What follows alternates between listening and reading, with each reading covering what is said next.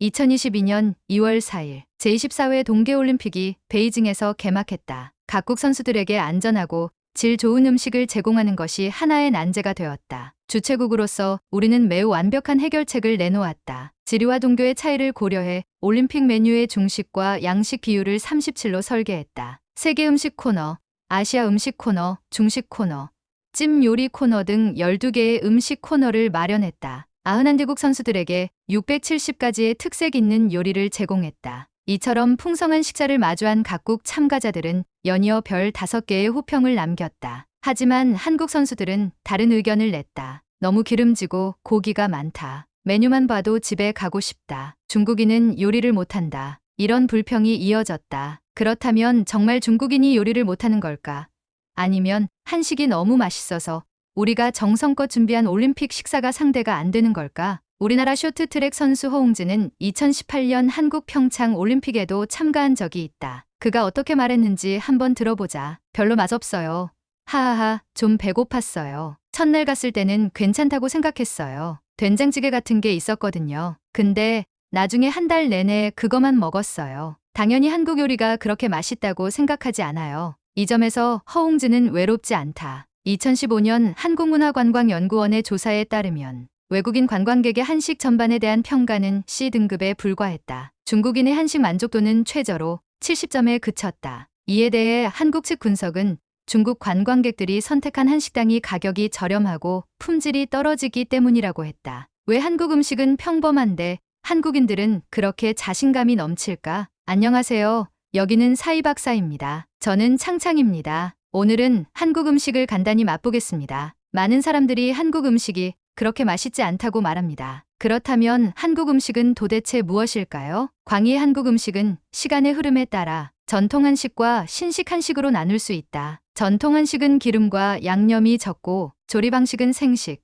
무침, 구이가 주를 이룬다. 대표적인 요리는 된장찌개, 냉면, 불고기, 김치 등이 있다. 신식 한식은 대체로 미국화된 맛을 가지고 있다. 부대찌개, 치즈갈비, 치킨 등이 중심이다. 많은 사람들이 한국 음식이 별로 맛없다고 하는데 비판의 주 타깃은 한국 음식의 핵심인 전통 한식이다. 한국문화관광연구원의 조사에 따르면 관광객이 가장 싫어하는 한식은 냉면, 탕밥, 된장찌개, 김치볶음밥 순이었다. 맛이 싱겁고 동질화가 심하며 종류가 단조롭다는 평가였다. 한마디로 맛이 없다는 것이다. 그렇다면 왜 많은 사람들이 전통 한식을 맛없다고 느낄까? 중국 음식의 역사를 비교해보면 전통 한식의 식문화는 현대 중국인에게 너무 뒤떨어져 있다는 사실을 알 수 있다. 중국은 수천 년간의 실크로드, 민족 융합, 해외 무역, 기술 변혁의 역사를 거치며 오늘날의 다양하고 풍부한 중국 음식 문화를 이루었다. 하지만 만약 수백 년, 수천 년 전의 중국 음식을 먹으라고 한다면 아마도 맛있다고 하기는 어려울 것이다. 마왕퇴에서 출토된 죽간과 부장품에 따르면 한때 초기의 조리법은 단순히 삶거나 찌는 것뿐이었다. 볶음 요리는 없었다. 당송시대의 조미료도 된장, 소금, 술, 식초, 산초, 허브, 계피 정도였다. 고추는 명대에 와서야 등장했다. 당시 귀족의 식탁에는 주로 각종 육류와 생선, 소금과 술로 맛을 낸 채소와 고기국이 올랐다. 이것은 오늘날의 대표적인 고추볶음과는 거리가 멀다. 전통 한식은 고대 동아시아 음식의 한 갈래로 중국 음식 발전사를 기준으로 보면 조리 기술이 송나라 이전 수준에 머물러 있다. 앞서 말했듯 전통 한식은 생식, 구이, 찜, 절임이 주를 이룬다. 이런 조리법은 고조선만의 것이 아니라 상당히 소박하고 원시적이다. 반면 중국의 조리 역사는 이 네 가지 방법 외에도 위진남북조 시대에는 찜 요리가 유행했고 송대 이후에는 볶음 요리가 등장했다. 이후 볶음을 중심으로 다양한 조리법이 발전했다. 하지만 고대 조선은 왜 이런 기술을 받아들이지 못했을까? 싫어서가 아니라 먹을 여유가 없어서였다. 현대 영양학적으로 보면 볶음 요리는 기름 연기가 많아 건강에 좋지 않지만 고대 중국 조리 기술의 집대성이다. 볶음 요리가 유행하려면 두 가지 조건이 필요하다. 철소태 등장과 식물성 기름의 사용이다. 송대 이전에는 철광과 재련 기술이 낙후되어 철기가 귀했고 주로 농기구에 쓰였다. 조리기구는 두꺼운 동기나 도기가 많았고 열전도율이 낮아 순간 가열이 어려웠다. 북송 중엽, 민간 철광 개발과 석탄의 사용으로 철 생산량이 급증했다. 미국 학자 로버트 하트웰의 연구에 따르면 1806년에서 1088년 사이 인구당 철 생산량이 6배 증가했고 1079년에는 연간 최대 15만 톤을 생산했다. 이 수치는 산업혁명 전 유럽 전체 생산량과 맞먹는다. 이후 송나라는 전 국민이 철을 쓰는 시대에 들어섰다. 철솥이 생겼지만 기름이 없으면 볶음 요리를 할 수 없다. 마침 송대에는 짜는 방식도 발전해 평민들도 참깨, 살구,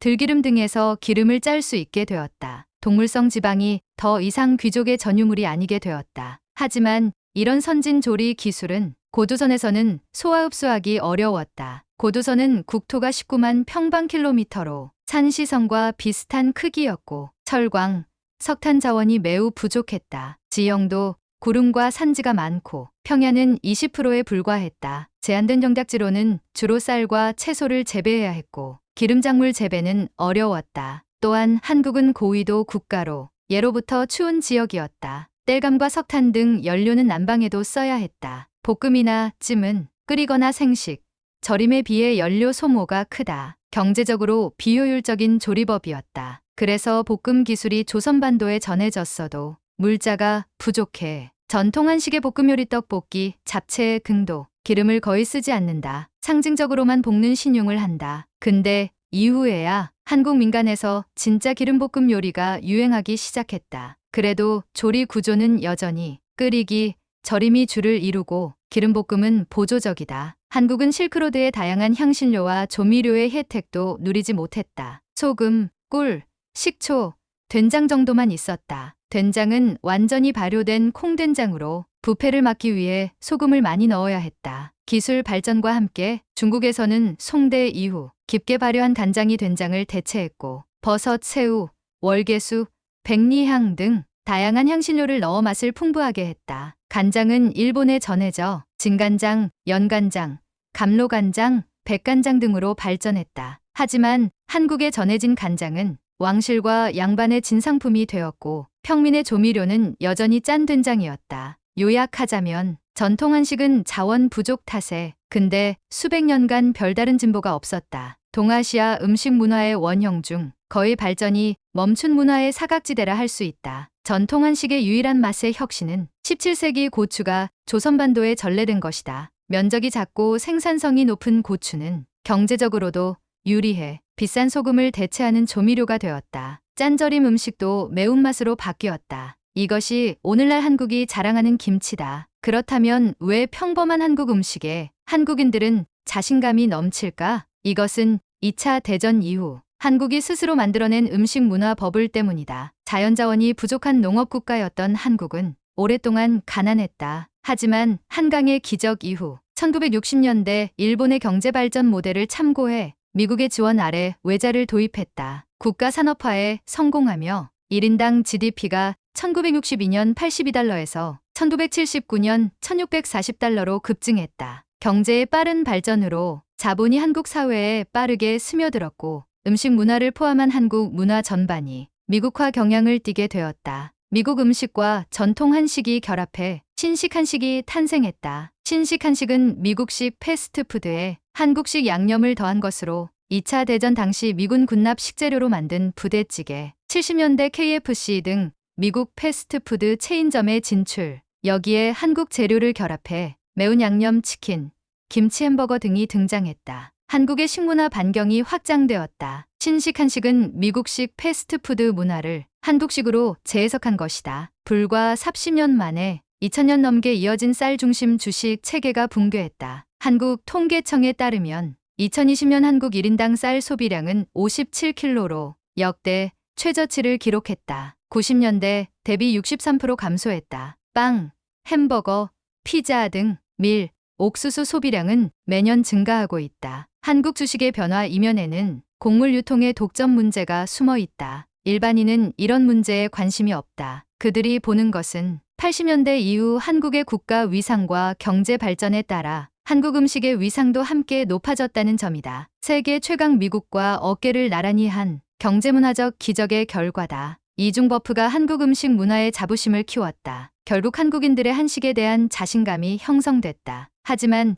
진정한 세계 인류 음식 문화로 도약하려면 한국인만의 인정으로는 부족하다. 전 세계가 한국 음식을 맛있다고 생각하게 하려면 한국 정부는 이미 20여 년 전부터 큰 그림을 그렸다. 1998년 한국은 문화국가 전략을 시행했고 2009년 한식 세계화를 국가발전 전략에 포함시켰다. 음식을 매개로 국가 브랜드를 만들고 상업과 문화 전략을 결합해 한식을 전 세계에 알리기 시작했다. 2010년 7억 원을 들여 한식진흥원을 설립하고 2017년까지 한식을 세계 5대 요리로 끌어올리겠다는 원대한 비전을 세웠다. 한식 세계화의 대표 메뉴에는 김치를 비롯한 전통 음식이 포함됐다. 한국 김치의 세계화는 이미 익숙한 이야기다. 2001년 국제식품규격위원회에서 김치에 국제공인 명칭을 부여했고 영문명도 얻었다. 2010몇 년에는 식객투 김치 전쟁이 일본에서 김치 광고를 내보냈고 전 세계에 한국이 김치의 원조임을 알렸다. 2013년에는 김장 문화를 유네스코 인류무형 문화유산에 등재했다. 2021년에는 중국 김치와 구분하기 위해 한국 김치의 중국어 이름을 신치로 바꿨다. 또한 한국 드라마, 다큐멘터리, 예능은 한식 세계화의 창구가 되고 있다. 가장 성공적인 사례는 90여 개국에서 상영된 대장금이다. 한식진흥원의 추진 아래 해외 한식당 수는 2009년 9천여 개에서 2013년 3만여 개로 폭발적으로 늘었다. 하지만 해외 시장에서는 한식이 미국식 패스트푸드의 대체제, 비공식적인 간편식으로 인식되는 경향이 강하다. 2021년 한식진흥원이 베이징, 방콕, 뉴욕, 파리 등 17개 도시 8,500명을 대상으로 외국인이 생각하는 대표 한식을 조사했다. 그 결과 외국인이 가장 자주 먹는 한식은 한국 정부가 홍보하는 김치, 탕밥, 된장찌개 같은 전통 한식이 아니라 한식 치킨이 30%로 가장 높았다. 과거에는 가난 때문에 고급 조리가 불가능했던 한식이 문화 포장 과정을 거쳐 역사 깊고 본연의 맛을 추구하는 건강식으로 마케팅되었다. 이는 인류 식문화 역사상 가장 큰 문화 버블을 만들어냈다. 이 버블 속에서 한국인과 세계 식객 모두 한국 요리에 대한 새로운 상상을 갖게 되었다. 한식 세계화라는 버블이 꺼지고 정치적 포장이 벗겨진 뒤에야 새로운 세대의 한국인들이 자신들의 음식 문화를 있는 그대로 바라볼 수 있을 것이다. 오늘 영상이 괜찮았다면 좋아요, 구독, 알림 설정 부탁드립니다. 이 시대에 누가 우리의 식탁을 결정하는지 궁금하다면 다음 편도 기대해 주세요. 다음에 또 만나요. 안녕.